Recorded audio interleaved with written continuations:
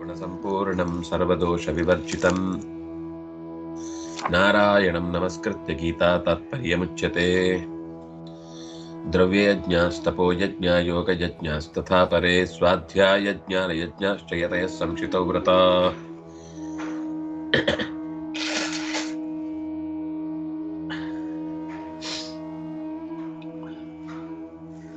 अपाने जुह्वति प्राणं प्राणे पानं तथा परे प्राणापानगतिरुद्ध्वा प्राणायामपरायणाः। द्रव्यं जुह्वतीति द्रव्ययज्ञाः तपः परमेश्वर अर्पणबुद्ध्या तत्र जुह्वतीति तपोयज्ञाः इत्यादि। इदं तपः हविः एतद् ब्रह्माग्नौ जुहोमि तत् पूजार्थमिति होमः तदर्पण एव च होमबुद्धिः।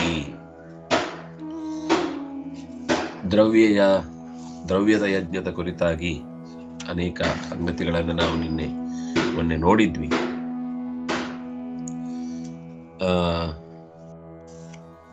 ಎರಡು ರೀತಿಯದ್ದು, ಇಷ್ಟ ಮತ್ತು ಪೂರ್ತ ಅನ್ನೋದು ಎರಡಾಯಿತು. ದ್ರವ್ಯಂ ಜುಹ್ವತಿ, ಯಜ್ಞ ನೇರವಾಗಿ ವಸ್ತುವನ್ನೇ ಒಬ್ಬರಿಗೆ ಕೊಡ್ತಾರೆ ಅನ್ನೋದು ದ್ರವ್ಯ ಯಜ್ಞ ಆಗುತ್ತೆ. ತಪಸ್ಸನ್ನ ಪರಮೇಶ್ವರನಿಗೆ ಒಪ್ಪಿಸಿದ್ದೇನೆ ಅಂತನ್ನುವ ಭಾವದಿಂದ ಮಾಡುವಂಥದ್ದು ಏನೇ ಕರ್ಮ ಆದ್ರೂ ಕೂಡ ಅದು ತಪೋಯಜ್ಞ.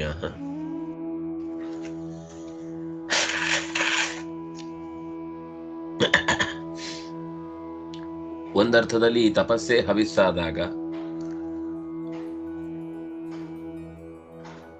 ಆ ಹವಿಸ್ಸನ್ನ, ತಪಸ್ಸು ಅನ್ನುವ ಹವಿಸ್ಸವನ್ನ ಬ್ರಹ್ಮ ಅನ್ನುವ ಅಗ್ನಿಯಲ್ಲಿ ತತ್ಪೂಜಾರ್ಥಂ, ಅವನ ಪೂಜೆಗಾಗಿ ಇದನ್ನ ಅರ್ಪಿಸ್ತಾ ಇದ್ದೇನೆ ಅಂತ ನೆನೆಸುವುದೇ ಹೋಮ ಅಂತಾಗತ್ತೆ. ಅಥವಾ ನನ್ಗೆ ಅರ್ಪಿಸುವುದಿರ್ಬೋದು, ಅಥವಾ ಅವನ ಪೂಜೆಗೋಸ್ಕರ ಮಾಡೋದು ಅಂತ ಹೇಗ್ ಮಾಡಿದ್ರು ಅದೇ ಹೋಮ ಅನ್ನುವ ಅನುಸಂಧಾನ.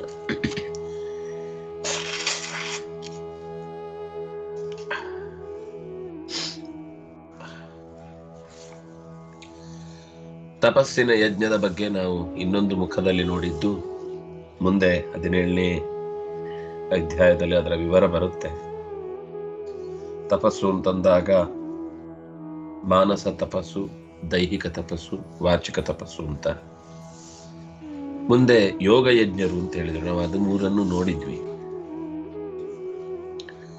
ಯಾವುದನ್ನು ಕೂಡ ನಾವು ತಪೋಯಜ್ಞವಾಗಿ ಬದಲಾಯಿಸ್ಕೊಳ್ಳಿಕ್ಕಾಗತ್ತೆ.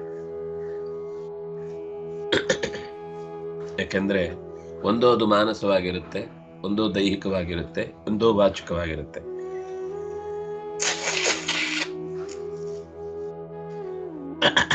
ನಾರಾಯಣ. ಮುಂದೆ ಯೋಗ ಯಜ್ಞದ ಬಗ್ಗೆ ಹೇಳುವಾಗ ಕರ್ಮಯೋಗವು, ಜ್ಞಾನಯೋಗವು, ಭಕ್ತಿಯೋಗವು, ಅಷ್ಟಾಂಗ ಯೋಗವು, ಎಲ್ಲ ತರದ ಯೋಗಗಳು ಕೂಡ ಒಂದಲ್ಲ ಒಂದು ರೀತಿಯಿಂದ ಯಜ್ಞವಾದಾಗ ಅದರಲ್ಲಿ ಭಗವಂತನ ದರ್ಶನಕ್ಕೆ ಯೋಗ ಸಂಬಂಧ ಕಲ್ಪಿಸತ್ತೆ ಅಂದ್ರೆ ಅದು ಯೋಗ ಯಜ್ಞವಾಗುತ್ತೆ. ಅದಕ್ಕೆ ಸಂಬಂಧಪಟ್ಟಂತೆ ಯಮ ನಿಯಮ ಅನ್ನುವುದು ಯೋಗದ ಭಾಗವಾದಾಗ ಯಮಗಳು 5, ನಿಯಮಗಳು 5 ಇತ್ಯಾದಿಗಳನ್ನು ನಾವು ನೋಡಿದ್ವಿ. ಹಾಗೇನೆ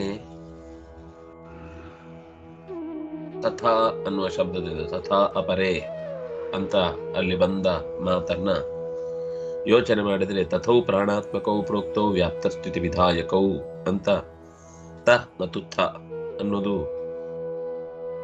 ಶರೀರದಲ್ಲಿ ವ್ಯಾಪ್ತವಾದ ನಾರಾಯಣ, ಥ ಅಂದ್ರೆ ಅಂತಸ್ಥಿತವಾದ ನಾರಾಯಣ, ಅವನ ಆರಾಧನೆಯೇ ತಥಾ. ನಮಗೆ ತಥಾ ಅಂದ್ರೆ ಹಾಗೆ ಅಂತ, ಅವರಿಗೆ ಹಾಗಲ್ಲ. ಅವರಿಗೆ ತಥಾ ಅಂತಂದ್ರೆ ಅಪರೇ ತಥಾ, ತಥಾಪರೇ ಅಂತಂದ್ರೆ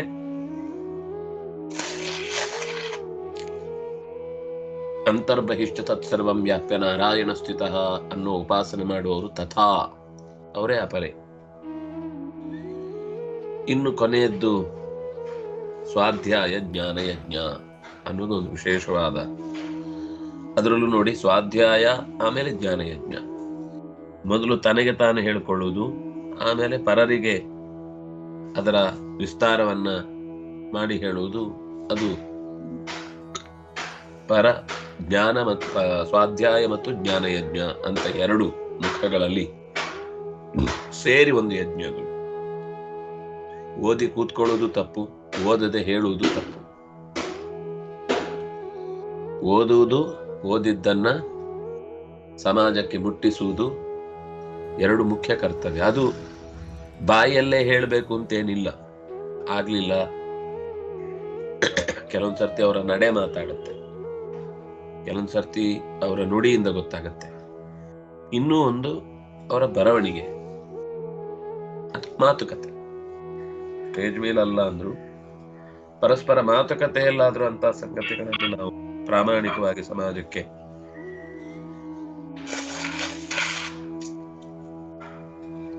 ಬೆಳಕಿನ ದಾರಿಯನ್ನ ತೋರಿಸ್ಬೇಕು ಹೊರತು ಕತ್ತಲೆಯ ಸುಳಿಯನ್ನ ಅದು ಮುಟ್ಬೇಡ, ಅದ್ ಮಾಡ್ಬೇಡ, ಅದನ್ನ ಹೇಳ್ಬೇಡ, ಇದನ್ನ ಮಾಡ್ಬೇಡ ಅಂತ ಹೇಳಿದ್ರೆ ಮಗು ಅದನ್ನೇ ಜಾಸ್ತಿ ಮಾಡೋದು.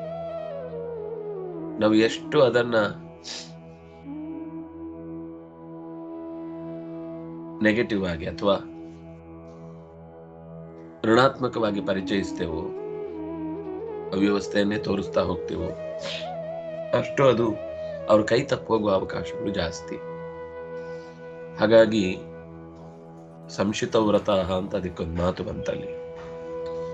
ಅವ್ರಿಗೆ ಅದರಲ್ಲಿ ಆಸಕ್ತಿ ಹುಟ್ಟುವಾಗ ಆಗ್ಬೇಕು ಹೊರತು ಅದರ ಮೇಲೆ ಕೋಪ ಬರುವ ಹಾಗಾಗಬಾರ್ದು. ಅದು ಶಿತವ್ರತ. ಶಿತ ಅಂದ್ರೆ ನಿಶಿತ, ಬಹಳ ಅದರ ಕಡೆಗೆ ಶಾರ್ಪ್ ಆಗಿ ಅವರ ಮನಸ್ಸು ಅಂಟಿಕೊಳ್ಳುವ ಹಾಗೆ ನಮ್ಮ ವರ್ತನೆ ಇರಬೇಕು. ಅದು ಜ್ಞಾನಯಜ್ಞ, ಅದು ಸ್ವಾಧ್ಯಾಯ ಯಜ್ಞ. ನಮಗೆ ನಾವು ಚೆನ್ನಾಗಿ ಹೇಳ್ಕೋಬೇಕು, ಹೇಳ್ಕೊಂಡ್ಮೇಲೆ ಅದನ್ನು ಚೆನ್ನಾಗಿ ಹೇಳುವ ಗೌರವ, ಅದರ ಹುಟ್ಟಿಸುವ ಬುದ್ಧಿ ಬರಬೇಕು. ಯತಯ ಅವರು ಪ್ರಯತ್ನಶೀಲರಾಗುವ ಹಾಗೆ ಮಾಡಬೇಕು. ಅವರಿಗೆ ನಮ್ಗಿಲ್ಲಿ ತನಕ ಅನ್ಯಾಯನೇ ಆಯಿತು ಅನ್ನುವ ಒಂದು ಮನಸ್ಥಿತಿ ಬರುವ ಹಾಗೆ ಆಗಬಾರದು. ಅದರಿಂದ ಅವರ ಸಾಧನೆಯ ಕಡೆಗೆ ಗಮನ ಹೋಗುವುದಕ್ಕಿಂತ ಹೆಚ್ಚು ತಮಗಾದ ತೊಂದರೆಯ ಬಗ್ಗೆನೇ ಪಾಪ ಮನಸ್ಸು ಯೋಚಿಸುವ ಹಾಗಾಗ್ಬಿಡುತ್ತೆ. ಅದಕ್ಕೆ ಸಂಶಿತ ವ್ರತ, ಅದನ್ನವರು ಪ್ರಯತ್ನ ಪಟ್ಟು ತೊಡುವ ಹಾಗಿರಬೇಕು. ವ್ರತದಂತೆ ಅವರಿಗದು ಆಸಕ್ತಿಯ ವಿಷಯವಾಗಬೇಕು. ಹಾಗಿದ್ದಾಗ ಅವನು ಒಂದು ಯಜ್ಞ ಮಾಡಿದ ಪುಣ್ಯವನ್ನ ಸಂಪಾದಿಸ್ತಾನೆ ಅನ್ನೋದನ್ನ ಹೇಳಿದ್ರು. ಅಪಾನೇ ಜುಹ್ವತಿ ಪ್ರಾಣಂ ಪ್ರಾಣೇ ಪಾನಂ ತಥಾ ಪರೇ ಪ್ರಾಣಾಯಾಮಗತಿ ರುದ್ಧ್ವಾ ಪ್ರಾಣಾಯಾಮ ಪರಾಯಣ ಅಪರೇ ನಿಯತಾಹಾರ ಪ್ರಾಣಾನ್ ಪ್ರಾಣೇಶು ಜುಹ್ವತಿ ಸರ್ವೇಪ್ಯೇತೆ ಯಜ್ಞವಿದಃ ಯಜ್ಞಕ್ಷವಿದ ಕಲ್ಮಷೋ. ಅಪರೇ ಪ್ರಾಣಾಯಾಮ ಪರಾಯಣ ಪ್ರಾಣಮಪಾನೇ ಜುಹ್ವತಿ ಅಪಾನಂಚ ಪ್ರಾಣೇ ಕುಂಭಕಸ್ಥಾಃ ಏವ ಭವಂತಿ ಇತ್ಯರ್ಥಃ.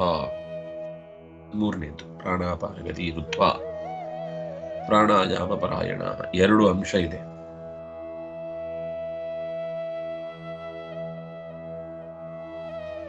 ಪ್ರಾಣವನ್ನು ಅಪಾನದಲ್ಲಿ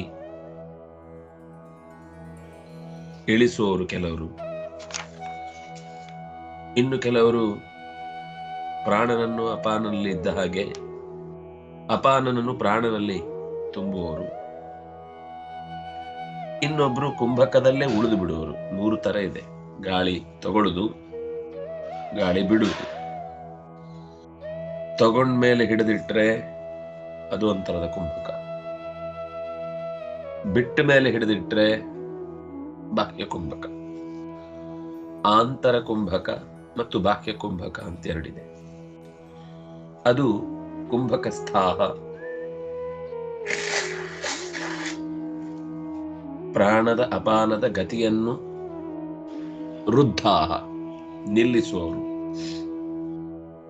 ಪ್ರಾಣಾಯಾಮ ಪರಾಯಣ ಯಾವಾಗ್ಲೂ ಉಸಿರಿನ ಬಗ್ಗೆ, ಇದು ಇನ್ನೊಂದು ವಿಶಿಷ್ಟ. ಇದು ಪ್ರಾಣಾಯಾಮ ಪರಾಯಣ ಅಂತಂದ್ರೆ ಯಾವಾಗ್ಲೂ ಒಂದು ಸರ್ತಿ ಇಡೀ ದಿವಸದಲ್ಲಿ ಒಂದೆರಡು ಸರ್ತಿ ಅವರವರ ನಿತ್ಯಾನುಷ್ಠಾನ ಕರ್ಮದಲ್ಲಿ ಮಾತ್ರ ಪ್ರಾಣಾಯಾಮ ಮಾಡಿ ಬಿಡುವವರಲ್ಲ. ಪ್ರತಿಕ್ಷಣ ಉಸಿರಾಡುವಾಗ್ಲೂ ಉಸಿರಾಟ ಅನ್ನೋದು ನನ್ನ ಬದುಕಿನ ಅವಿಭಾಜ್ಯ ಅಂಗ. ಅದನ್ನ ನಾನು ತಿಳಿಯದೆ ಮಾಡೋದು ಅಂದ್ರೆ ಏನರ್ಥ? ನನ್ನ ಗಮನಕ್ಕೇನೆ ಬರದೆ ಅದು ನಡೀತಾ ಇದೆ ಈ ದೇಹದಲ್ಲಿ ಅಂದ್ರೆ ಏನರ್ಥ? ನಾವು ಜವಾಬ್ದಾರಿಯುತವಾಗಿ ಅದನ್ನು ನೆನಪಿಸ್ಕೊಳ್ಬೇಕಾದದ್ದು ಮುಖ್ಯ ಅನ್ನೋದಕ್ಕೋಸ್ಕರ ಪ್ರಾತಃಯೋಗ ಅನ್ನುವ ಒಂದು ವಿಶಿಷ್ಟ ಯಜ್ಞದ ಸ್ವರೂಪವನ್ನು ಆಚಾರ್ಯರು ತಂತ್ರಸಾರದಲ್ಲಿ ಹೇಳ್ತಾರೆ. ಹಾಗಲ್ಲದೆ ಹೋದ್ರೆ ಉಸಿರಾಡಿದ್ದಕ್ಕೇನು ಅರ್ಥವೇ ಇಲ್ಲ ಅಂತಾಗುತ್ತೆ. ಉಸಿರಾಟಕ್ಕೂ ಒಂದು ಯಜ್ಞದ ಕಲ್ಪನೆ ಇದೆ. ನಿತ್ಯದ ಅಷ್ಟೂ ಉಸಿರಾಟವನ್ನು ಒಂದು ಭಗವಂತನ ಪೂಜೆ ಅಂತ ಚಿಂತಿಸುವ ಕ್ರಮವನ್ನು ಆಚಾರ್ಯರು ಹೇಳುತ್ತಾರೆ. ಅದು ಇಲ್ಲಿ ಬಿಡಿಸಿ ಹೇಳಿದ್ರು. ಉಸಿರು ತೆಗೆದುಕೊಳ್ಳುವುದು ಒಂದು ತರ ಆದ್ರೆ ಉಸಿರು ಬಿಡುವುದು ಇನ್ನೊಂದು ತರ ಆಗುತ್ತೆ. ಉಸಿರು ತೆಗೆದುಕೊಳ್ಳದೆ ಬಿಡದೆ ಒಂದೆಡೆ ನಿಲ್ಲುವುದು ಅಂತ ಅನ್ನೋದು ಮತ್ತೊಂದು ರೀತಿಯ ಪ್ರಾಣಾಯಾಮ. ಹೀಗೆ 3 ಮುಖಗಳಲ್ಲಿ ಪ್ರಾಣಾಯಾಮದ ಚಿಂತನೆಯನ್ನ ನಾವು ಗಮನಿಸ್ತೇವೆ. ಮೂಗಿನ ಮೂಲಕ ಗಾಳಿಯನ್ನು ತೆಗೆದುಕೊಳ್ಳುವುದು, ಒಳಕ್ಕೆ ತೆಗೆದುಕೊಳ್ಳುವುದು ಅನ್ನೋದು ಅಪಾನದ ಕ್ರಿಯೆ. ಅದಕ್ಕೆ ಪೂರಕ ಅಂತ ಹೆಸರು. ಯಾಕೆಂದ್ರೆ ಗಾಳಿಯಲ್ಲಿ ಶುದ್ಧವಾದ ಗಾಳಿ ಬರುತ್ತೆ.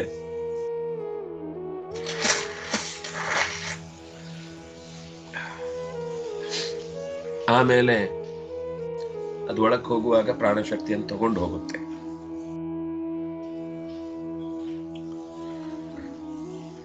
ಪ್ರಾಣಶಕ್ತಿ ತುಂಬಿದ ಒಳಗಿನ ಗಾಳಿ ಹೋದ್ರೆ ದೇಹದೊಳಗೆ ಇರುವ ಅಲ್ಲಿಯ ತನಕದ ಜನರೇಟ್ ಆದ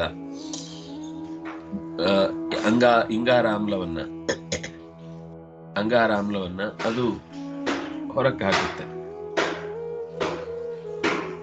ಅಪಾನ ಶಕ್ತಿಯಲ್ಲಿ ಪ್ರಾಣನನ್ನು ಹೋಮಿಸುವುದು, ಪ್ರಾಣಶಕ್ತಿಯನ್ನು ಹೋಮಿಸುವುದು. ಅಪಾನೇ ಜುಹ್ವತಿ ಪ್ರಾಣಂ ಅಂತ ಅದನ್ನೇ ಹೇಳಿದ್ದು. ಯಾಕೆಂದ್ರೆ ಅಪಾನ ಶಕ್ತಿಯಲ್ಲಿ ಪ್ರಾಣಶಕ್ತಿಯ ಹೋಮ ಅನ್ನುವುದು, ಪ್ರಾಣಶಕ್ತಿಯಲ್ಲಿ ಅಪಾನ ಶಕ್ತಿಯ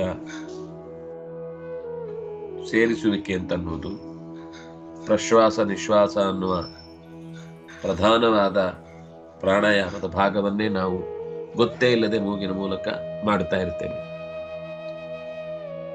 ಗಾಳಿ ಒಳಗೆ ಏನೆಲ್ಲ ಗಲೀಜು ಇಟ್ಕೊಂಡಿರುತ್ತೆ ಅದು ಹೊರಗೆ ಹಾಕುವುದು ಪ್ರಾಣ. ಅಂದ್ರೆ ಅದು ಪ್ರಾಣಕ್ರಿಯೆ ಕ್ಲಿಯರಿಂಗ್. ಅಪಾನ ಅನ್ನೋದು ಕೆಳಗಿನಿಂದ ಅಪಾನ ಅನ್ನೋದು ಕೆಳಗೆ ತಳ್ಳುತ್ತೆ. ಆದ್ರಿಂದಾಗಿ ನಾವು ಉಸಿರನ್ನ ಮೇಲಕ್ಕೆ ತಗೊಳ್ಳುವಾಗ, ಮೇಲಿಂದ ಹೀಗೆ ಒಳಕ್ಕೆ ತಗೊಳ್ಳುವಾಗ ಅದು ಅಪಾನ ತುಂಬಿತು ಅಂತಂದಾಗ, ಒಳಕ್ಕೆ ಬಂತು ಅಂತಂದಾಗ, ಶುದ್ಧ ಗಾಳಿ ಹೊತ್ತುಕೊಂಡು ಬಂತು ಅಂತಂದಾಗ ನಮ್ಮ ದೇಹದಲ್ಲಿ ಬೇಡವಾದ ಮಲ ವಿಸರ್ಜನೆ ಅಥವಾ ಶರೀರದಲ್ಲಿ ಬೆವರು ಇತ್ಯಾದಿಗಳೆಲ್ಲ ಪೂರ್ತಿ ಹೊರಗೆ ಹೋಗುವುದಕ್ಕೆ ಶುರುವಾಗುತ್ತೆ. ಅದರಿಂದಾಗಿ ಶ್ವಾಸ ನಿಶ್ವಾಸ ಅನ್ನೋದು ಸೇರಿ ಒಂದು ಪ್ರಾಣಾಯಾಮ ಆಗುತ್ತೆ. ಅಂದ್ರೆ ಹೊರಕ್ಕೆ ಬಿಡುವುದನ್ನ ರೇಚಕ ಅಂತಾರೆ, ಒಳಕ್ಕೆ ತೆಗೆದುಕೊಳ್ಳುವುದನ್ನ ಪೂರಕ ಅಂತಾರೆ. ನಾವು ಒಳಕ್ಕೆ ತೆಗೆದುಕೊಳ್ಳುವಾಗ ಅದು ಅಪಾನ ಕ್ರಿಯೆ ಆದ್ರೂ ಪ್ರಾಣಶಕ್ತಿಯನ್ನು ತುಂಬಿಸುವ ಪ್ರವೃತ್ತಿ. ಹೊರಕ್ಕೆ ಬಿಡುವುದು ಪ್ರಾಣಕ್ರಿಯೆ ಆದ್ರೂ ಅಪಾನದ ಶಕ್ತಿಯಿಂದ ಹೊಳೆಯೆಲ್ಲ ಹೊರಕ್ಕೆ ಹೋಗುವುದು ಅಂತ. ಅಂದ್ರೆ ಪ್ರಾಣನ ಶಕ್ತಿಯಿಂದ ಅಪಾನದ ಮೂಲಕ, ಅದೇ ಅಪಾನೇ ಜುಹ್ವತಿ ಪ್ರಾಣಂ ಅಂದ್ರೆ ಅದೇ ಹೊರಕ್ಕೆ ಹಾಕುವ ಮೂಲಕ ಶರೀರಕ್ಕೆ ಶುದ್ಧಿಯನ್ನು ತಂದುಕೊಡುತ್ತೆ. ಒಟ್ಟು ಪ್ರಾಣೇಪಾನಂ ಜುಹ್ವತಿ.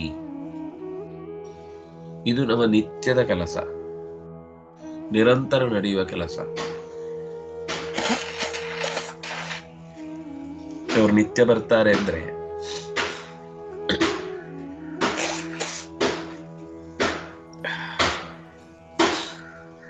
ಬಂದಷ್ಟು ಹೊತ್ತು ಮಾತ್ರ ಅವ್ರು ಇಲ್ಲಿ ಇರ್ತಾರೆ, ಉಳಿದ ಹೊತ್ತು ಇರ್ತಾರೆ ಅಂತ ಅರ್ಥ ಅಲ್ಲ. ಆದ್ರೆ ನಿರಂತರ ಇರ್ತಾರೆ ಅಂದ್ರೆ ಅದಕ್ಕೂ ಮತ್ತೆ ಅರ್ಥ ಆಗತ್ತೆ. ಸ್ವಲ್ಪ ಬೆಳಗಿಂದ ಸಂಜೆ ತನಕ ಅವ್ರು ನಿರಂತರ ಇಲ್ಲೇ ಇರ್ತಾರೆ ಅಂತಂದ್ರೆ ಇದು ಅದಕ್ಕಿಂತಲೂ ನೈರಂತರ ಹೊಂದಿದ ಸದಾ ಉಸಿರಾಟ ಅನ್ನೋದು 24 ಗಂಟೆ ನಿರಂತರ. ಮಧ್ಯದಲ್ಲಿ ಒಂದು ನಿಮಿಷವೂ ಕೂಡ ಸುಮ್ಮನಿರುವುದು ಅಂತ ಅನ್ನೋದು ಸಾಧ್ಯ ಇಲ್ಲ.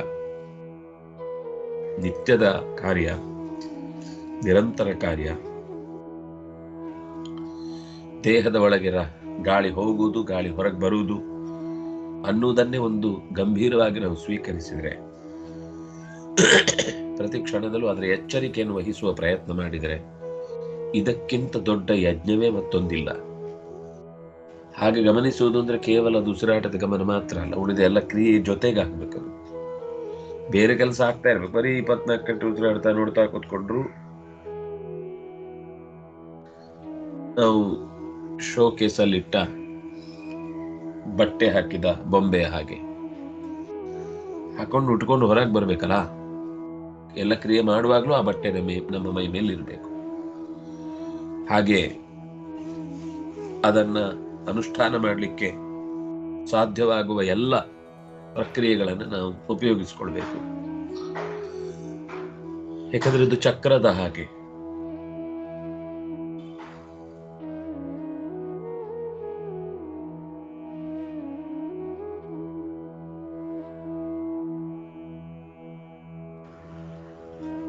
ಕುಂಭಕದಿಂದ ನಾವು ಗಾಳಿಯನ್ನ ಕಟ್ಟಿ ಹಾಕಿದಾಗ ದೇಹ ಅಲ್ಲಾಡಬಾರದು. ಅಲ್ಲಾಡಿದರೆ ಅದರ ಶಕ್ತಿ ಎನ್ನುವುದನ್ನು ನಾವು ಸರಿಯಾಗಿ ಉಪಯೋಗಿಸ್ಕೊಳ್ಳಿಕ್ಕೆ ಕಷ್ಟ ಆಗುತ್ತೆ. ಅದಕ್ಕೆ ಚಿತಾಸನ ಅಂತ ಹೇಳುದು. ಆಮೇಲೆ ಜಿತ ಶ್ವಾಸ. ಆಸನದ ಜಯ ಇದ್ರೆ ಆಗ ಒಳಗೆ ಕೂತ ಗಾಳಿ ಅದು ಒಳ್ಳೆ ಕೆಲಸ ಮಾಡುತ್ತೆ. ಪ್ರಾಣಾಗ್ನೇಯ ಏವೈತತ್ ಪುರೇ ಜಾಗೃತಿ. ಆ ರೀತಿ ಸರಿಯಾದ ಕುಂಭಕವನ್ನ ಕೇಳಿ ಸುಮ್ಮನೆ ನಾವೇ ಮಾಡುವುದಲ್ಲ. ಅದಕ್ಕೆ ಉಡ್ಯಾನ ಬಂಧ, ಮೂಲಬಂಧ, ಹೊರಕ್ಕೆ ಎಂದೂ ಯಾವ ರೀತಿಯಿಂದಲೂ ಗಾಳಿ ಹೋಗದ ಹಾಗೆ ಮೇಲಿನಿಂದಲೂ ಕೆಳಗಿನಿಂದಲೂ ಮಧ್ಯದಲ್ಲಿ 2 ಸಂಪುಷ್ಟಗಳಲ್ಲಿ ಹಾಕಿಟ್ಟ, ಸಂಪುಷ್ಟ ಅಂತಂದ್ರೆ 2 ಕಡೆ ಎಲ್ಲೂ ಮಧ್ಯದಲ್ಲಿ ಸೋರಿಕೆ ಇಲ್ಲದ ರೀತಿಯ ಗಾಳಿಯ ಹಿಡಿತ, ಅದು ಮಹಾ ಅಗ್ನಿಯಾಗಿ ಪರಿಶುದ್ಧಿಯನ್ನು ಉಂಟು ಮಾಡುವುದಕ್ಕೆ ಬೇಕಿರುವ ಶಕ್ತಿಯಾಗಿ ಕೆಲಸ ಮಾಡುತ್ತೆ. ಪರಿಶುದ್ಧ ಕುಂಭಕದ ಸ್ಥಿತಿಯಲ್ಲಿ ನಾವು ಧ್ರುವನ ಕಥೆ ಕೇಳುವಾಗ 1 ತಿಂಗಳು ಗಾಳಿ ಒಳಕ್ಕೆ ಹೊರಕ್ಕೆ ಹೋಗದ ಹಾಗೆ ಒಳಗೆ ಕೂತಿದ್ದ ಅಂತ ತಾಸುಗಟ್ಟಲೆ ಕೊಡುವವರಿದ್ದಾರೆ. ಆದರೆ ಅದು ಸಾಧ್ಯ ಆಗುವುದಾದ್ರೆ 1 ದಿವಸದ ಕೆಲಸ ಅಲ್ಲ, ಅದು ನಿರಂತರ ಕೆಲಸ. ಈ ಕುಂಭಕದಿಂದ ಪಾತಕಗಳು ಕೂಡ ದೂರ ಆಗುತ್ತೆ ಅಂತ ಅದಕ್ಕೆ ವಿಶೇಷ ಫಲ ಹೇಳ್ತಾರೆ. ಅಂತಃಕರಣ ಶುದ್ಧ ಆಗತ್ತೆ, ಮನಸ್ಸು ಅರಳಿಕೊಳ್ಳುತ್ತೆ, ದೈಹಿಕವಾದ ಚಟುವಟಿಕೆಗಳು ಗಟ್ಟಿಯಾಗತ್ತೆ, ಔದಾಸೀನ್ಯಗಳು ದೂರವಾಗುತ್ತೆ. ಅದಕ್ಕೆ ಮಾಡ್ಲಿಕ್ಕೂ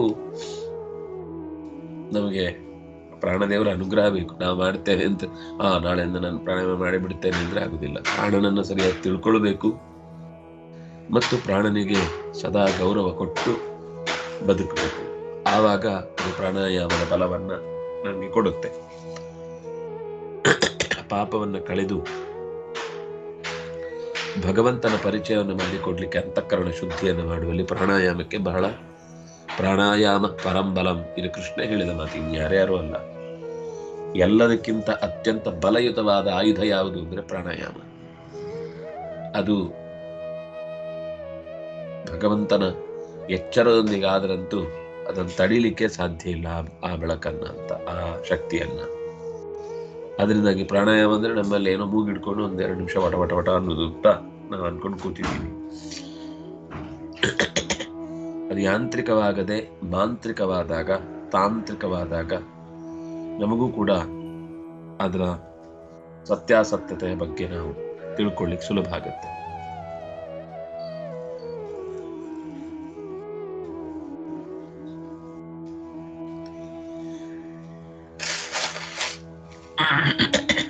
ಆಶ್ಚರ್ಯ ಆಗ್ಬೋದು, ಈ ಪ್ರಾಣಾಯಾಮದ ಕುಂಭಕದ ಸ್ಥಿತಿಯನ್ನು ನಾವು ನೆನಪಿಸ್ಕೊಳ್ಳೋದಾದ್ರೆ, ಈ ಹಿಮಾಲಯದಲ್ಲಿ ಒಂದು 6 ತಿಂಗಳು ಹಿಮ ಗಟ್ಟಿ ಕಟ್ಟಿದ್ಮೇಲೆ ಬೇಸಿಗೆ ಬಂದಾಗ ಕರಗ್ಲಿಕ್ಕೆ ಶುರುವಾಗಿ ನದಿ ಹರಿಯುತ್ತೆ. ಆಶ್ಚರ್ಯ ಅಂದ್ರೆ 6 ತಿಂಗಳುಗಳ ಕಾಲ ಒಳಗೆ ಗಟ್ಟಿಯಾಗಿ ಬಿಗಿಯಾಗಿ ಸಿಕ್ಕಿ ಹಾಕಿಕೊಂಡಿದ್ದ ಕಪ್ಪೆ ಅಲ್ಲಿ ತನಕ ಉಸಿರಾಡದೆ ಒಳಗೆ ಮಲಗಿದ್ದು ಕರಗಿ ಹೊರಗೆ ಬಂದು ಹೊಸ ಗಾಳಿಗೆ ಮೈ ತೆರೆದುಕೊಂಡಾಗ ಕೂಡಲೇ ಉಸಿರಾಡುವುದು ಶುರುವಾಗುತ್ತೆ. 6 ತಿಂಗಳು ಯಾರು ಉಸಿರಾಡಿಸಿದ್ರು ಅದನ್ನು ಒಳಗಿನಿಂದ? ಕುಂಭಕದಲ್ಲಿ ಇತ್ತು ಅಂತ ಅರ್ಥ. ಅಂದ್ರೆ ನಮ್ಗೆ ಆಗದ ಕೆಲಸ ಅಂತ ನಾವು ಯೋಚಿಸದೆ ಆಗಬೇಕಾದ ಕೆಲಸದ ಬಗ್ಗೆ ಗಮನ ಹರಿಸುವುದು ಜಾಣತನದ ಲಕ್ಷಣ. ಆದ್ರಿಂದ ಉಸಿರಾಟದ ಬಗೆಗೆ ಹೆಚ್ಚಿನ ಗಮನ ಹರಿಸಬೇಕಾದದ್ದು ನಮ್ಮ ಅಗತ್ಯ ಕರ್ತವ್ಯ. ಅದರಿಂದಾಗಿ ಪ್ರಾಣಾಯಾಮ ಗತಿ ವೃದ್ಧ್ವಾ ಪ್ರಾಣಾಯಾಮ ಪರಾಯಣ. ಪ್ರಾಣಾಪಾನ ಗತಿ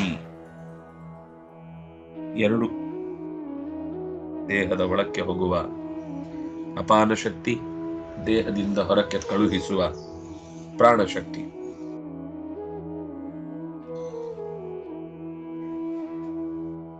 ಮೊದಲು ಅಪಾನ ಪೂರಕ, ಆಮೇಲೆ ರೇಚಕ. ಯಾಕೆಂದ್ರೆ ಒಳಗೆ ಶುದ್ಧವಾದ ಗಾಳಿಯನ್ನ ತುಂಬಿಸದೆ ಒಳಗೆ ಇರುವ ಅಶುದ್ಧ ಗಾಳಿ ಹೊರಗೆ ಬರ್ಲಿಕ್ಕೆ ಸಾಧ್ಯ ಇಲ್ಲ.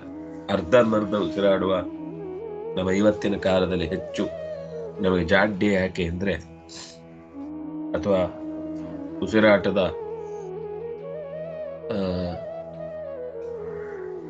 ನಿಶ್ಚಿತವಾದ ಬುದ್ಧಿ ನಮಗೆ ಯಾಕೆ ಬರುವುದಿಲ್ಲ ಅಂದ್ರೆ, ಅದರ ಬಗ್ಗೆ ತಿಳುವಳಿಕೆ ಕಮ್ಮಿ, ಮಾಡಿದ್ದು ನೋಡಿದ್ದು ಕಮ್ಮಿ, ಮತ್ತು ಅದರ ಪರಿಣಾಮವನ್ನು ನಾವು ಯಾವತ್ತೂ ಅನುಭವಿಸ್ಲಿಕ್ಕೆ ಹೋಗಿಲ್ಲ. ಅದರಿಂದ ಸಂಪ್ರದಾಯದಲ್ಲಿ ಅದರ ಬಗ್ಗೆ ತೀವ್ರವಾದ ತಿಳುವಳಿಕೆ ಇಲ್ಲದಿರುವಿಕೆ ಅನ್ನೋದು ಪ್ರಾಣಾಯಾಮದ ಬಗ್ಗೆ ಯಾರ ಹತ್ರನೂ ಹೋಗಿ ಕೇಳಬೇಕಾದ ಒಂದು ದುಸ್ಥಿತಿ ಬರುವ ಇವತ್ತಿನ ಪರಿಸ್ಥಿತಿಗೆ ನಾವು ತುಂಬಾ ಕಳ್ಕೊಳ್ತಾ ಇದ್ದೀವಿ. ಈ ಪರಿಸ್ಥಿತಿಯಿಂದಾಗಿ ನಾವು ಕಳ್ಕೊಂಡದ್ದು ಏನು ಅಂತ ಗೊತ್ತೇ ಇಲ್ಲ ಬಹಳ ಜನಕ್ಕೆ. ಆದ್ರಿಂದ ಯಮ ನಿಯಮಾಸನ ಪ್ರಾಣಾಯಾಮ ಪ್ರತ್ಯಾಹಾರ ಧಾರಣ ಧ್ಯಾನ ಸಮಾಧಿ ಅನ್ನುವ 8 ಯೋಗಗಳೇನಿದೆ ಅದನ್ನ ಯಾರು ಸಾಮಾನ್ಯರಿದ್ದಾರೆ ಅದರ ಬಗ್ಗೆ ತಲೆಗೆಡಿಸಿಕೊಳ್ತಾರೆ. ಯಾರ್ಯಾರು ಅದೇ ಒಂದು ಆಧಾರವಾಗಿಟ್ಟುಕೊಂಡು ತಮ್ಮ ವ್ಯವಹಾರವನ್ನು ಬಳಸ್ತಾ ಇದ್ದಾರೆ. ಆದರೆ ಅದರ ನಿಜವಾದ ಅರ್ಥ ತಿಳಿದು ಮಾಡುವಂತಹ ಮಂದಿಗೆನೆ ಅದರ ಬಗ್ಗೆ ತಿಳುವಳಿಕೆಯಲ್ಲಿ ಲೋಪ ಇದೆ. ಆದ್ರಿಂದ ನಮಗೆ ಮುಂದಿನ ಚಿಂತನೆಯನ್ನು ಮಾಡಬೇಕಾದರೆ ಪ್ರಾಣಾಯಾಮದ ಬೇಸಿಕ್ ಗೊತ್ತಿರಬೇಕು ಅನ್ನೋದು ನಮಗೆ ಅರ್ಥ ಆಗಬೇಕು. ಪ್ರಾಣಾಯಾಮ ಗತಿ ರುದ್ಧ್ವಾ ಅಂತ ಮಾತು ಬಂತು. ಅದಕ್ಕೆ ಸಂಬಂಧಪಟ್ಟಂತೆ ಪ್ರಾತಃ ಯೋಗ ಅಂತ ಆಚಾರ್ಯರು ಹೇಳಿದ್ದು, ಒಳಕ್ಕೆ ಸ್ವೀಕರಿಸುವಾಗ ಕೊಳೆಯನ್ನು ತೆಗೆಯುವ ಶುದ್ಧವಾದ ಶಕ್ತಿ ಒಳಕ್ಕೆ ಪ್ರವೇಶಿಸ್ತಾ ಇದೆ ಎನ್ನುವ ಭಾವ. ಕಿತ್ತುಕೊಂಡು ದೇಹದಿಂದ ಗಾಳಿ ಹೊರಕ್ಕೆ ಹೋಗುವಾಗ ಅಲ್ಲಿರುವ ಎಲ್ಲ ದೋಷಗಳನ್ನ ಗೊಂದಲಗಳನ್ನ ಹೊತ್ತುಕೊಂಡು ಹೊರಕ್ಕೆ ಹೋಗಿ ಅದು ಬಿಸಾಕ್ಲಿ ಗಾಳಿ ಅಂತ ಪ್ರಾರ್ಥಿಸುವ ರೀತಿ. ಇದು ಪ್ರಾಣಾಯಾಮದ ಒಳಕ್ಕೆ ಹೊರಕ್ಕೆ ಸಾಮಾನ್ಯರಿಗೆ ಹೋಗಬೇಕಾದ ಚಿಂತನೆ. ಇದರ ಮೇಲೆ ಮತ್ತೆ ಅಂತರಂಗದ ದಾರಿಯಲ್ಲಿ ಯಾವುದೇ ಒಬ್ಬ ವ್ಯಕ್ತಿಯನ್ನು ದ್ವೇಷಿಸದೆ ನಮ್ಮ ಕರ್ತವ್ಯವನ್ನು ಪ್ರಾಮಾಣಿಕವಾಗಿ ಮಾಡುವಂತಹ ಎಚ್ಚರಿಕೆ ಬರುವುದಕ್ಕೆ ಕಾರಣವಾದ ಬಲ ಅದು ಪ್ರಾಣಾಯಾಮದ್ದು. ಅದರಿಂದಾಗಿ ಆ ಪ್ರಾಣಾಯಾಮದ ಮಹತ್ವವನ್ನು ತಿಳಿದು ಜ್ಞಾನಿಯಾದವ ತನ್ನ ಅಂತರಂಗದ ಕಡೆಗೆ ಪ್ರಯಾಣ ಮಾಡುವುದಕ್ಕೆ ಬೇಕಿರುವ ಇನ್ನೂ ಅನೇಕ ಭಾಗಗಳನ್ನು ಸ್ತೋತ್ರಗಳನ್ನು ಜೋಡಿಸಿಕೊಳ್ಳುವುದು ಸುಲಭವಾಗುತ್ತೆ. ಹೀಗಾಗಿ ಎಲ್ಲ ಸಾಧಕರಿಗೂ ಪ್ರಾಣಾಯಾಮ ಅನ್ನೋದು ಅನಿವಾರ್ಯ. ನಿತ್ಯ ಕರ್ಮವೇ ಸಾಧ್ಯ ಆಗಲ್ಲ, ವಿಶೇಷ ಕ್ರಮ ಏನು.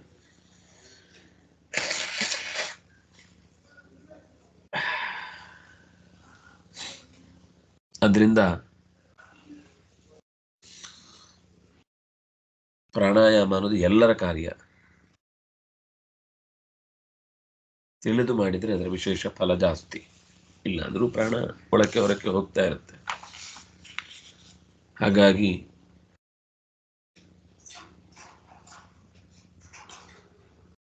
ಈ ಪದ್ಯದಲ್ಲಿ ಪ್ರಾಣಾಪಾನ ಅಂತ ಎರಡು ವಾಯುಗಳ ಹೆಸರನ್ನಿಟ್ಟುಕೊಂಡು ನಮಗೆ ಅನೇಕ ಸಂಗತಿಗಳನ್ನು ಜೋಡಿಸಿದ ಹಾಗಾಯಿತು ಅಂತಲೂ ನಾವು ಊಹಿಸಬಹುದು.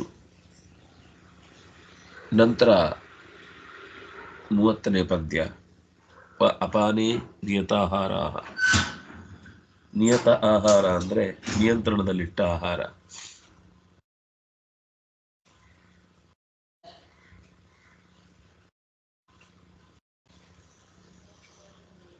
ಆಹಾರದ ನಿಯಂತ್ರಣದಿಂದ ಇಂದ್ರಿಯಗಳಲ್ಲಿ ತನ್ನಿಂದ ತಾನೇ ಪ್ರಾಣಾನ್ ಪ್ರಾಣೇಶು ಜುಹ್ವತಿ, ಪ್ರಾಣಗಳಲ್ಲಿ ಅಂದರೆ ಇಂದ್ರಿಯಗಳಲ್ಲಿ ಪ್ರಾಣಾನ್ ತನ್ನ ಇಂದ್ರಿಯಗಳನ್ನು ಜೋಡಿಸುತ್ತೇನೆ ಅಂತ ಇನ್ನೊಂದು ಮುಖದ ಅರ್ಥದಲ್ಲಿ ಇದು ಬಂತು. ಅಂದರೆ ಅನ್ಯೇನ ಕುಕ್ಷೇರ್ದ್ವಾವಂಶೋಪಾನೇನೇಕಂ ಪ್ರಪೂರಯೇತ್ ಅಕ್ರಮಂ ಪವನಾದೀನಾಂ ಚತುರ್ಥಮವಶೇಷಯೇತ್. ಆಯುರ್ವೇದದಲ್ಲಿ ಬರುವ ಒಂದು ಸಾಲು. ಹೊಟ್ಟೆಯ ಅರ್ಥವನ್ನ ಅನ್ನದಿಂದಲೂ ಅಥವಾ ಅಂತ ಘನ ಪದಾರ್ಥದಿಂದಲೂ, ಅದರ ಅರ್ಧ ಭಾಗವನ್ನ ಕಾಲು ಭಾಗ ಅಂತ ನೀರಿನಿಂದ ತುಂಬಿಸುವುದು, ಉಳಿದ ಕಾಲು ಭಾಗ ಅವಕಾಶಕ್ಕೆ ಕೊಡುವುದು. ಇದು ಪ್ರಾಣಾಯಾಮದ ಮುಖ್ಯ ಗೆಸ್ಚರ್. ಮೂಗಿನ ತನಕ ತಿಂದು ಉಸಿರು ತಗೊಳ್ಳಿಕ್ಕಾಗದ ಬೇರೆಯವರು ಬಂದು ಬೆನ್ನಿಗೋ ತಲೆಗೋ ಹೊಡೆಯೋ ಹಂಗಾಗಬಾರ್ದು. ಅಗತ್ಯ ಇದ್ದಷ್ಟೇ ತಿನ್ನುವ, ಎತ್ತರದಲ್ಲಿ ಅದನ್ನು ಗಮನಿಸಿ.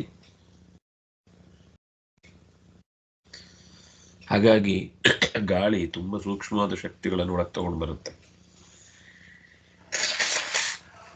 ದೊಡ್ಡವರ ಜೊತೆಗಿನ ಓಡಾಟದಿಂದ ಆಗುವ ಲಾಭ ಕೂಡ ಇದು ಒಂದು ಫೀಲ್ ಆಗುತ್ತೆ. ಅದು ಶಕ್ತಿ ಉಸಿರಾಟದ ಮೂಲಕ ಹೋಗುತ್ತೆ. ಅದಾಗಿ ತಾನು ಉಂಡದ್ದು, ತಿಂದದ್ದು, ಕಂಡದ್ದು ಎಲ್ಲ ಈಶ್ವರರ ಅಗ್ನಿಗೆ ಸಮರ್ಪಣೆ ಅಂತ ಭಾವಿಸಿ ಆ ರೀತಿ ಸಂಧಾನ ಯಾರು ಮಾಡ್ತಾನೋ ಅವನು ನಿಯತವೂ ಆಹಾರದಲ್ಲಿ ತಾನು ತಿನ್ನುವ ಪ್ರತಿಯೊಂದು ಕಾರ್ಯಕ್ಕೂ ಕೂಡ ಗುರುದೇವತೆಗಳ ಸಮರ್ಪಣೆ ಮಾಡುವ ಮೂಲಕ, ಗುರುದೇವತೆಗಳಿಗೆ ಒಪ್ಪಿಸುವ ಮೂಲಕ ಹೆಚ್ಚಿನ ಅರ್ಥಾನುಸಂಧಾನ ಮಾಡ್ಕೊಳ್ಳಿಕ್ಕೆ ಸುಲಭ ಆಗುತ್ತೆ. ನಿಯತಾಹಾರ ಅಂದರೆ ಅಪರೇ ನಿಯತಾಹಾರ ಪ್ರಾಣಾನ್ ಪ್ರಾಣೇಶು ಜುಹ್ವತಿ ಸರ್ವೇಪ್ಯೇತೆ ಯಜ್ಞವಿತಃ ಯಜ್ಞಕ್ಷಂತ ಕಲ್ಮಷ. ಆಹಾರದ ನಿಯಂತ್ರಣದಲ್ಲಿರುವುದು ಅಂತ ಅರ್ಥ ಅಲ್ಲ, ಆಹಾರವನ್ನು ನಿಯಂತ್ರಣದಲ್ಲಿಡುವುದು ಅಂತ ಅರ್ಥ. ನಮ್ಗೆ ಸ್ವಲ್ಪ ಆಚೀಚೆ ಆಗಿಬಿಡುತ್ತೆ ಕೆಲವೊಮ್ಮೆ. ಏನು ತಿನ್ಬಹುದು, ಏನು ತಿನ್ನಬಾರ್ದು, ಇದು ನಿಯಮ. ಯಾವಾಗ ತಿನ್ನಬೇಕು, ಯಾವಾಗ ಉಪವಾಸ ಇರಬೇಕು, ಇದು ಇನ್ನೊಂದು ನಿಯಮ. ಎಷ್ಟು ತಿನ್ನಬೇಕು ಅನ್ನೋದು ಮೂರನೇ ನಿಯಮ. ಯಾವಾಗ, ಏನು, ಎಷ್ಟು ಅನ್ನೋ ನಿಯಮಕ್ಕೆ ಒಳಪಟ್ಟು ಯಾರು ಬದುಕ್ತಾ ಇರ್ತಾನೋ ಅವನು ನಿಯತಾಹಾರ. ಸುಮ್ಮನೆ ಡಯಟ್ ಮಾಡುವುದನ್ನೆಲ್ಲ ತಗೊಂಡು ನಿಯತಾಹಾರ ಅಂತ ಹೇಳಲ್ಲ. ಡಯಟ್ ಮಾಡೋದು ತಪ್ಪು ಅಂತ ಹೇಳ್ತಿಲ್ಲ, ಆದರೆ ಡಯಟ್ ಮಾಡೋದಕ್ಕೊಂದು ಅರ್ಥ ಗೊತ್ತಿಲ್ಲದೆ ಮಾಡಿದರೆ ಅದೇ ಒಂದು ರೋಗವಾಗಿ ಜೀವ ತೆಗೆಯುವ ಅನೇಕ ಪ್ರಸಂಗಗಳು ಇವತ್ತು ನಡೀತಾ ಇವೆ. ಅದರಿಂದಾಗಿ ಏಕಾದಶಿ ದಿವಸ ಅದು ವ್ರತ, ಅಲ್ಲಿ ಆಹಾರ ಬಿಟ್ಟರೆ ನಿಯತಾಹಾರ. ಅಥವಾ ಒಂದೊಂದು ದಿವಸ ಉಪವಾಸ ಇರುತ್ತೆ ಅಥವಾ ಇನ್ನೇನೋ ಇರುತ್ತೆ. ಅಂಥ ಸಂದರ್ಭಗಳಲ್ಲಿ ಅದನ್ನು ಉಪವಾಸದ ಕಟ್ಟಳೆಯ ಪ್ರಯತ್ನ ಇರುತ್ತೆ. ಹೀಗೆ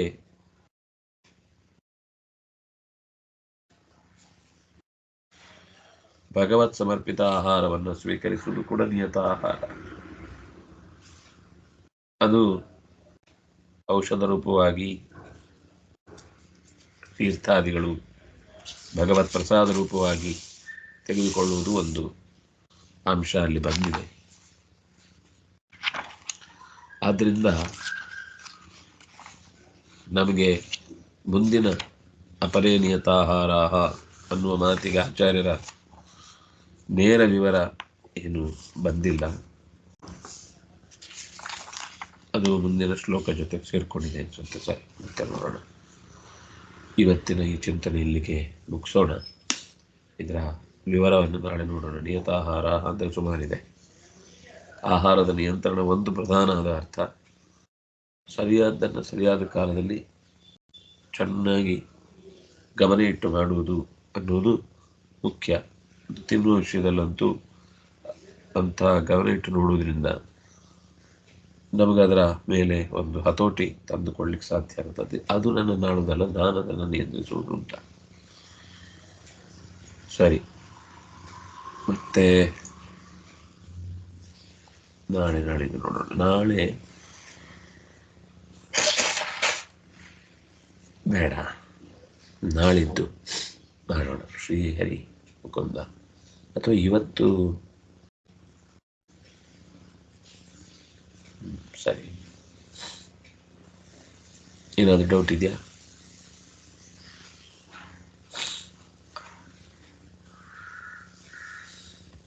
ಮುಗಿಸೋಣ. ಶ್ರೀಕೃಷ್ಣ ಅರ್ಪಣಮಸ್ತು.